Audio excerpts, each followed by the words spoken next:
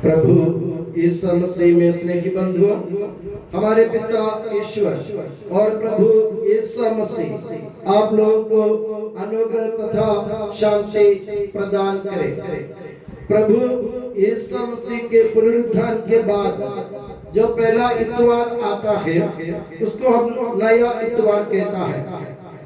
नया इतवार संत Thomas missionary कलीसिया के सभी सदस्यों के लिए बहुत बड़ा महत्व रखता है, क्योंकि इसी दिन प्रभु यीशु मसीह के पुनरुत्थान के बाद जब दूसरी बार उन्होंने अपने शिष्यों को दर्शन दिए तो संत थॉमस जो प्रभु यीशु मसीह के सबसे करीबी चेले थे अपने विश्वास की घोषणा की।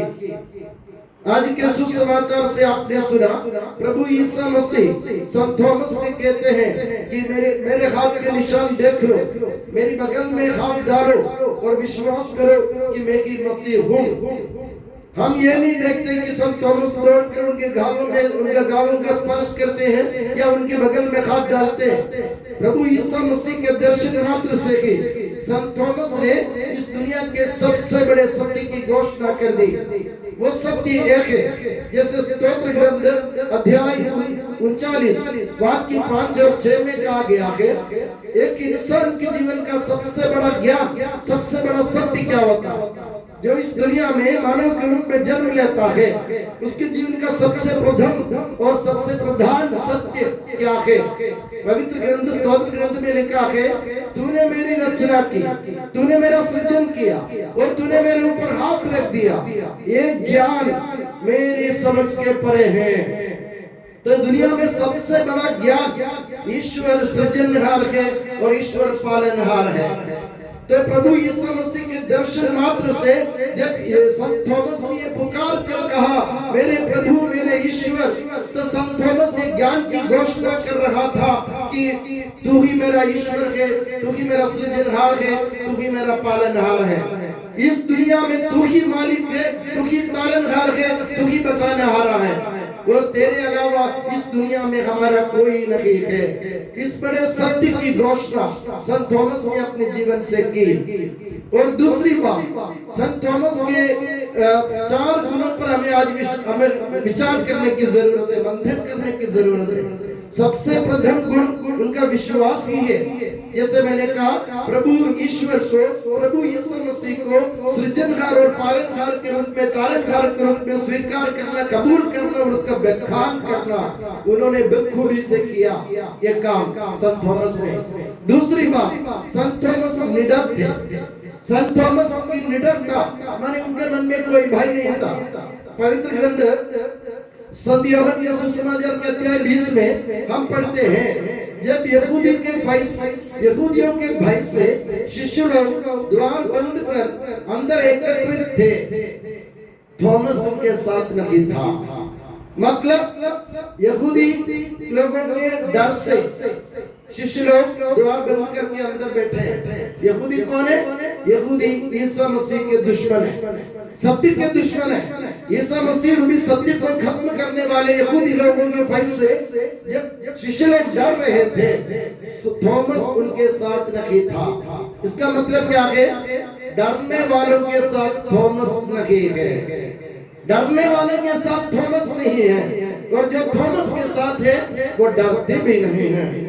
हम संत थॉमस को विश्वास में अपने पिता मानते हैं, क्योंकि भारत के इस देश में संत थॉमस ने विश्वास की ज्योति संत थॉमस ने जलाई थी। तो संत थॉमस की विशेषता क्या है? वो किसी से डरता नहीं, दुश्मन से डरता नहीं, किसी की कोई परवाह नहीं करता, क्योंकि वो किसी इंसान से या किसी व्यक्ति से या वस्तु से, दुनिया की किसी भी चीज से वो नहीं डरता है। वो डरता सिर्फ ईश्वर से है। तो जो संत थॉमस के अनुयायी है, जो संत थॉमस के जो चेले हैं, हमें भी चाहिए हम निडर होकर प्रभु यीशु मसीह की सेवा करें। प्रभु यीशु मसीह के दुश्मनों से डरना आसान है, पर उनका मुकाबला करना, उनके सामने चलना फिरना हमारे लिए मुश्किल होता है। ये काम संत थॉमस ने करके दिखाया, क्योंकि जब प्रभु यीशु मसीह अपने चेलों से कह रहे थे, मेरा मित्र लाजरुस बीमार है, मुझे उससे मिलने जाना है, तो 12 में से 11 शिष्यों ने उनको मना किया, प्रभु यहूदी लोग आपको मारने की ताक में रहते हैं, आप अगर यहूदिया गलीलिया जाएंगे तो वो आपको बख्शा के लिए आपको मार डालेंगे, तो आप यहाँ रुक जाइए। उन्होंने प्रभु का रास्ता रोकने का प्रयास किया, मगर उनमें से एक संत थॉमस ने हिम्मत बटोर कर कहा हम भी चले और उनके साथ मर मिटे।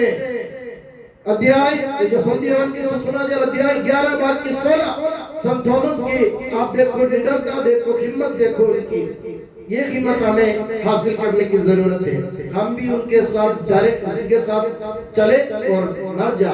ये कहते उत्साह, प्रभु यीशु मसीह के प्रति उनका उत्साह इतना बड़ा था कि वह प्रभु के साथ मरने के लिए भी तैयार हो गया था।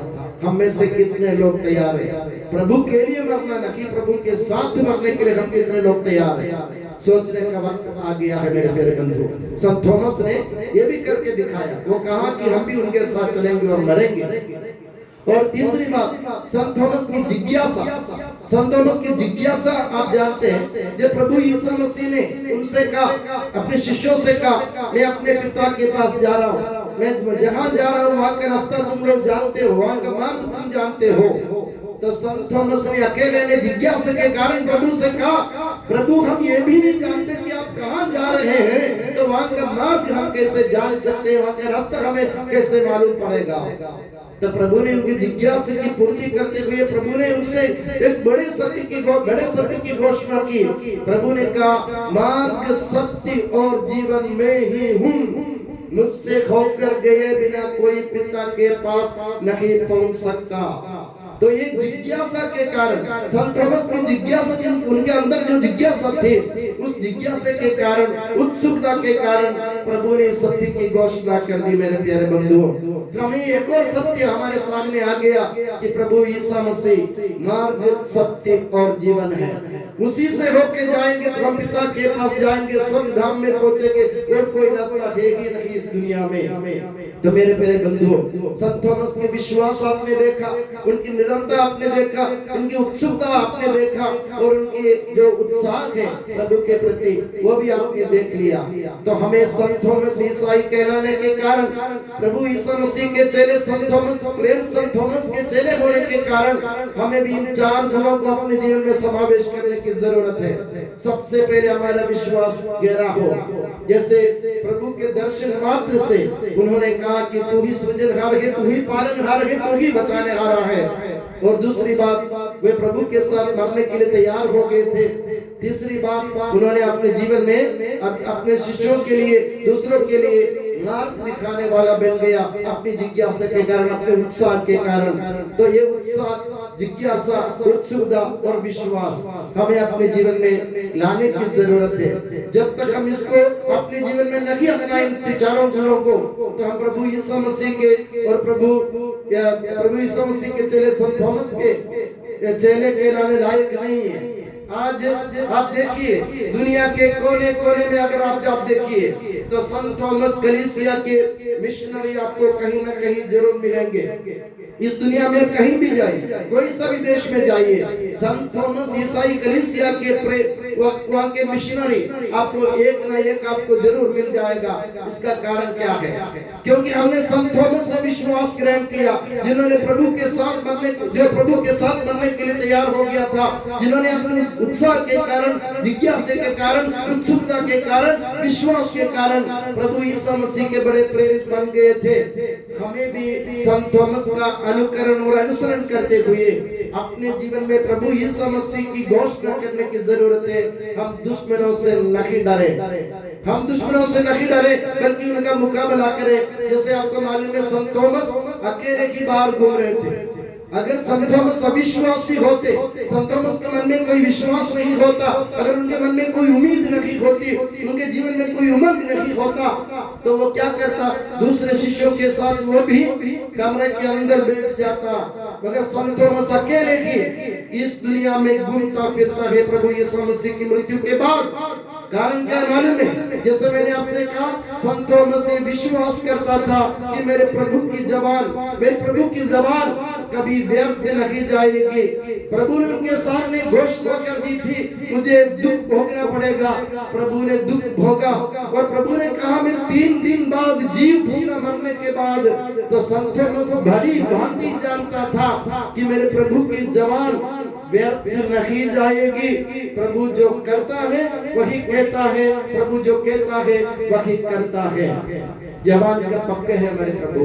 तो ये संत थॉमस ने हमारे सामने इसका साक्ष्य दिया। और एक और बात, आज के दिन जब प्रवचन देते समय लोग कहते या फादर लोग अक्सर कहते संत थॉमस अविश्वासी थे। संत थॉमस अविश्वासी नहीं थे। संत थॉमस का विश्वास इतना गहरा था कि वह प्रभु यीशु मसीह का व्यक्तिगत अनुभव पाना चाहता था।